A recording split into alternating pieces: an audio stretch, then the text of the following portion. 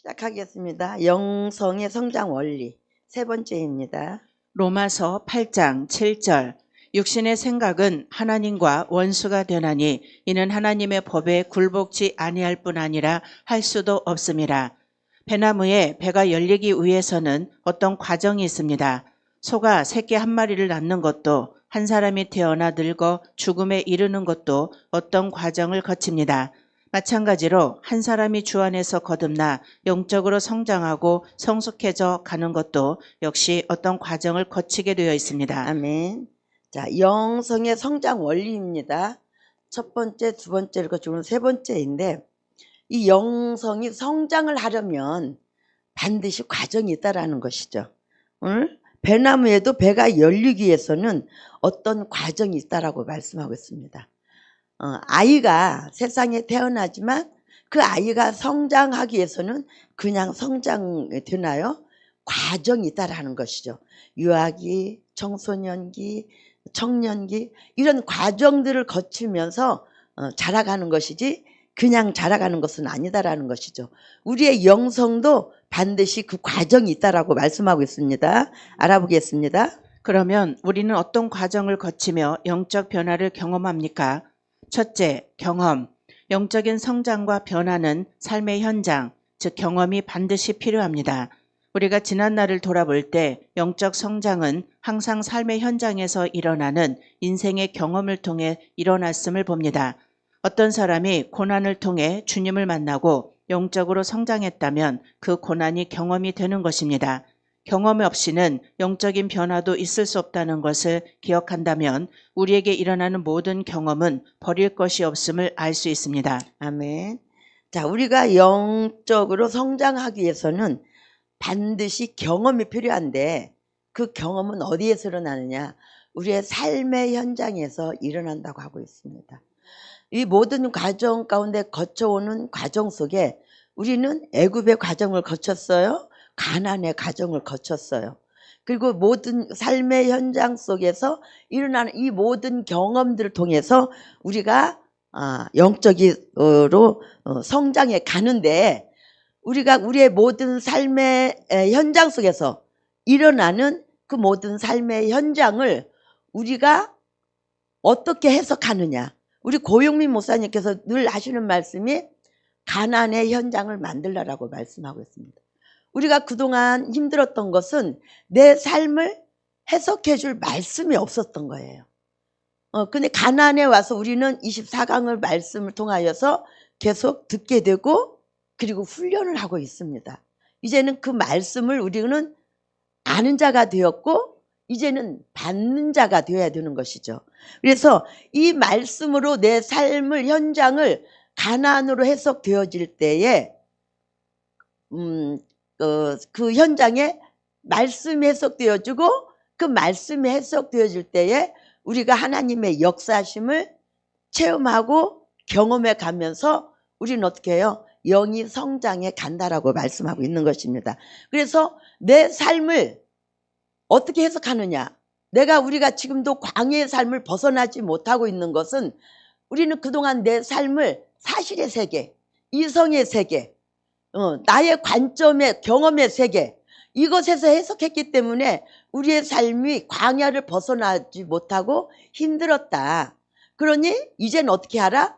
그 삶의 현장을 가나안으로 현장으로 만들게 되면 말씀 해석되어지고 말씀 해석되어지면 그 문제가 해결되어지는 것만이 아니라 하나님께서 역사하심을 우리는 늘 경험을 하게 되고 체험을 하면서 우리가 영의 성장을 해 간다라고 말씀하고 있는 것입니다.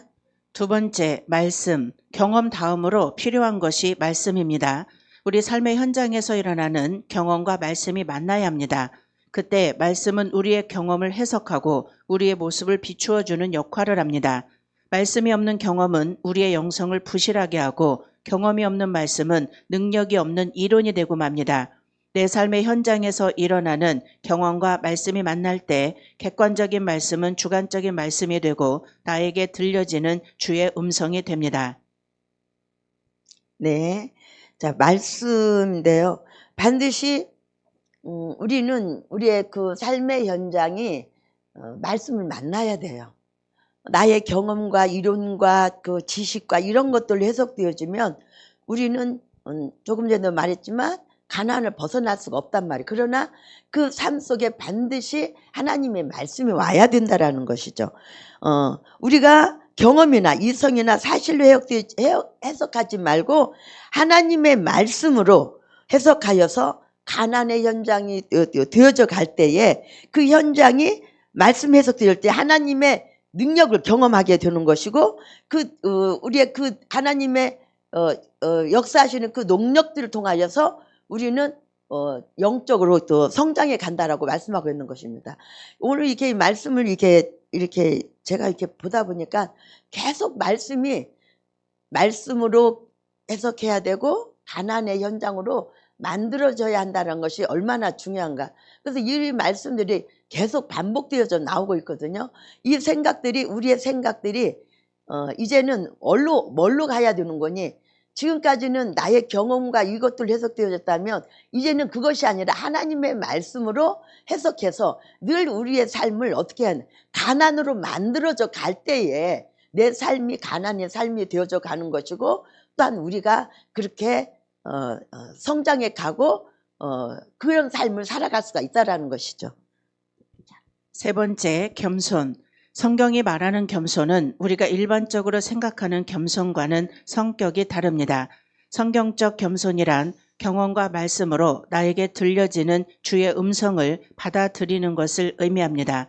우리의 경험을 말씀에 해석할 때 그 말씀 해석을 인정하고 수용하는 것이 영적 변화에 반드시 필요합니다. 바울은 로마서에서 육신의 생각을 다음과 같이 말합니다. 로마서 8장 7절. 육신의 생각은 하나님과 원수가 되나니 이는 하나님의 법에 굴복지 아니할 뿐 아니라 할 수도 없습니다. 영적으로 교만한 사람은 주의 음성을 반대하는 이론, 즉 변명을 가지고 있습니다. 경험 속에 들려지는 주의 음성을 받아들이는 겸손이 없으면 영적 변화는 일어나지 않습니다. 왜 그렇습니까? 아멘. 자, 오늘은 육신의 생각은 하나님과 원수가 되나니 그랬습니다. 세상의 겸손과 성경이 말씀하는 겸손은 다릅니다. 그래서 영적으로 교만한 사람은 주의 음성을 반대하는 이론, 즉 변명을 가지고 있다라는 것입니다. 그러나 영적인 겸손은 뭐예요? 하나님의 말씀이 나의 삶의 현장에 해석되어질 때에 내 생각과 나의 어떤 경험과 나의 지식과 모든 이론에 맞지 않는다 할지라도 나의 생각을 꺾고 그 하나님의 말씀 앞에 순종할 때 순종하는 것이 겸손이라고 말씀하고 있는 것이죠. 그래서 말씀이 나의 이론과 사상과 생각이 맞지 않는다 할지라도 이것들이 꺾어지지 않으면은 우리가 하나님의 일을 나갈 수가 없는 것입니다. 그래서 이것들이 반드시 꺾어져야만이 우리가 하나님의 뜻을 이루어갈 수가 있고 하나님의 그 나라를 또한 이루어갈 수가 있는 것이죠. 그래서 겸손이라는 것은 내 모든 이론과 이 모든 것들을 다 파하고 하나님의 말씀 앞에 온전히 순종해 나아갈 때에 하나님께서 역사하시고 또한 내가 스님 앞에 순복하는 겸손으로 나아간다고 말씀하고 있는 것입니다. 네 번째, 성령. 우리가 경험 속에 들려지는 주의 음성을 받아들이면 성령이 우리의 인생에 개입을 합니다. 성령은 진리의 영이십니다. 그러므로 주의 음성을 받아들이면 성령이 역사하지만 우리가 주의 음성을 거절하면 성령이 우리 인생에 개입을 할 수 없게 됩니다. 우리가 회개할 때 하나님의 역사를 경험하는 것도 마찬가지 원리입니다. 회개란 우리의 경험을 해석해주는 말씀을 인정하는 것을 말합니다. 회개는 우리가 하나님 앞에 겸손해졌을 때 할 수 있는 일이며 우리의 모든 이론을 하나님의 말씀 앞에 굴복시켰을 때 일어나는 일입니다. 아멘. 자, 성령의 역사는 현장을 해석하는 말씀으로 받아들이는 것이 겸손인데 그 겸손이 있을 때 성령의 역사가 일어나고 우리 안에 회개가 일어나는 것이죠. 그래서 우리의 모든 이론을 하나님 앞에 굴복시키는 그 성령의 역사가 있을 때 나의 이론과 나의 해석으로 살아가지 아니하고 우리가 하나님의 말씀으로 우리가 가난의 현장을 만들며 살아갈 수가 있다는 것입니다. 그래서 내 삶 속에서 겸손해질 때에, 겸손으로 나아갈 때 그 모든 내 것들 다 파하고 겸손해질 때에 성령의 역사가 일어나고, 성령의 역사가 일어나야 하나님의 능력이 나타나게 되는 것이죠. 그래야만이 모든 문제들이 해결되어지고, 해결되어질 뿐만이 아니라 계속적으로 우리는 하나님의 역사하심을 체험하게 되는 것이죠. 문제가 계속해서 열려져 나가게 되는 것입니다. 아멘. 5번째, 능력. 성령이 우리의 삶에 개입을 했다는 말은 성령의 능력이 임했다는 의미입니다. 성령의 능력은 죄의 능력과 권세를 파하는 능력입니다. 많은 사람들이 죄가 능력이요 권세임을 모릅니다. 더 나아가 자기의 능력으로는 죄의 능력을 이길 수 없음을 모릅니다. 바울도 처음에 이 사실을 몰랐다가 나중에 알고 나서 로마서에서 절망적인 고백을 합니다. 그 절망을 통과하며 죄의 능력을 파할 수 있는 것은 성령의 능력밖에 없음을 알게 되었던 것입니다.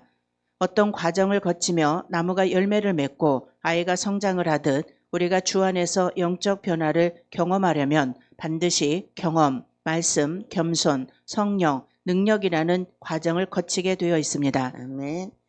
자, 우리의 삶의 현장에서 일어나는 모든 문제들을 기쁘게 여기라 야고보서는 말씀하고 있습니다. 이는 너희 믿음을 온전하게 구비하게 하려 함이라 라고 말씀하고 있는 것입니다. 그래서 우리의 삶의 그 모든 문제들 속에서 내가 감사함으로 나아갈 때에 하나님의 말씀이 우리에게 오게 되는 것이죠. 그래서 그 말씀 앞에 순종할 때에 겸손이 주어지게 되고, 내가 겸손할 때에 성령이 우리 안에 오셔서 역사가 일어납니다. 그래서 성령이 역사가 일어나야 우리에게 능력이 그때 하나님의 능력이 우리에게 주어지게 되는 것이죠. 이것이 경험과 말씀과 겸손과 성령의 그 능력까지 이게 계속 이렇게 이어져가는, 이게 영적 원리이고 하나의 쳇바퀴처럼 돌아가는 영적 원리가 되는 것이죠. 그래서 우리의 삶을 가난으로 이렇게 늘 만들어 갈 때에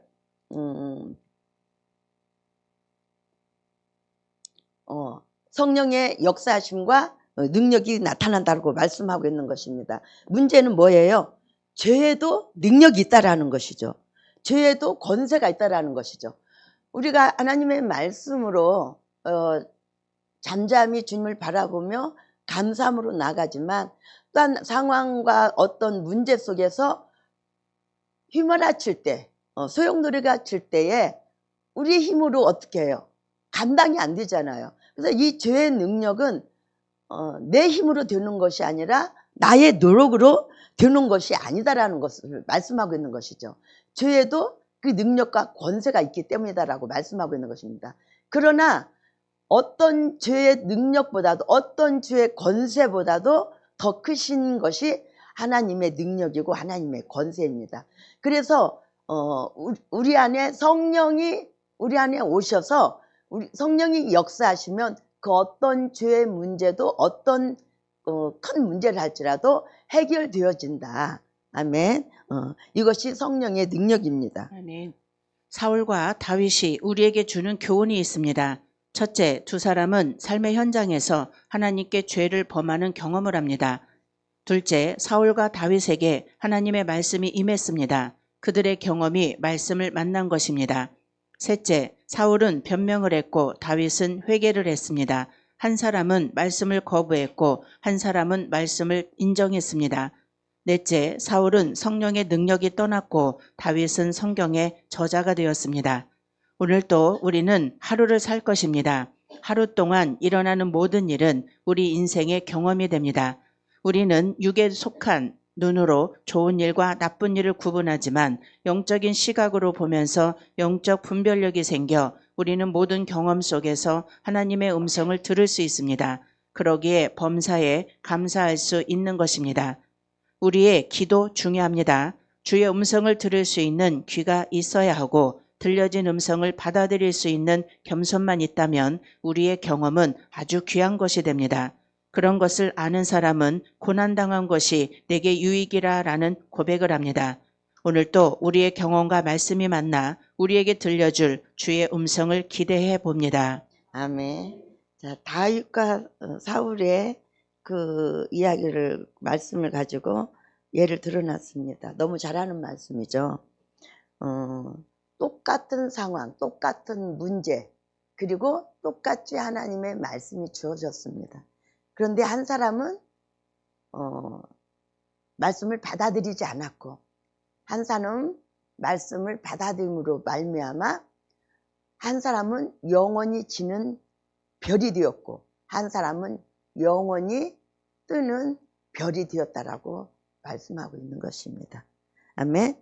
우리가 그 매일의 삶 속에서 어떤 상황이든지 가난의 현장을 만들어 놓을 때에 하나님의 말씀으로 해석되어지고, 그 말씀이 해석되어짐으로 말미암아 모든 문제들이 해결되어지고 우리는 그 가난의 현장을 누릴 수 있다라고 말씀하고 있는 것입니다. 그래서 중요한 것은 내 삶 속에서 우리가 알고 있는 그 이론과 사실과 경험으로 해석하지 말고, 누구를 만나든지 어떤 상황이든지 어떤 문제 가운데 우리가 처해 있다 할지라도 그 모든 상황들을 내가 어떻게 해석하느냐, 나의 이성으로 해석하느냐, 육성으로 해석하느냐, 이 사실 관점에서 해석을 하느냐, 이것이 아니라 그 모든 어떤 상황 속에서도 내가 그 모든 상황 속에서 가난으로 해석되어질 때, 아멘, 우리는 매일의 삶 속에서 가난의 현장을 만드는 것이 중요하다라고 말씀하고 있습니다. 우리 가난의 24강은 뭐예요? 우리가 가난으로 가는 훈련입니다. 모두가 연합이 되어서 가는 것입니다. 우리가 모든 관계를 통해서 화평을 이루고 평강을 이루고 연합을 이루어 갈 때 모두를 통하여서 우리가 함께 가난에 가는 거라고 씁니다. 내가 혼자 가는 것이 아니잖아요. 그래서 날마다 이 삶의 현장을 내가 얼만큼 가난으로 해석을 하느냐, 가난의 현장을 만드느냐, 하나님의 말씀으로 해석하느냐, 그것이 우리의 삶의 관건이다라고 말씀하고 있습니다. 내가 가난의 현장을 만들고 하나님의 말씀으로 해석되어질 때 늘 우리는 우리의 매일의 삶 속에서 그 하나님을 경험하게 될 것이고, 그 하나님이 역사하게 될 것이고, 그래서 그러므로 말미암아 우리의 영성이 날로 자라간다라고 말씀하고 있는 것입니다. 그래서 우리의 매일의 삶의 삶 속에서 가난의 현장을 만들어가는 것이 아주 중요하다고 말씀하고 있는 것입니다. 우리 모두가 매일의 삶을 가난의 현장으로 만들고 하나님의 말씀으로 해석해서 모두가 다 누리는 삶으로 나가기를 축원드립니다. 아멘. 네, 감사합니다. 수고하셨습니다.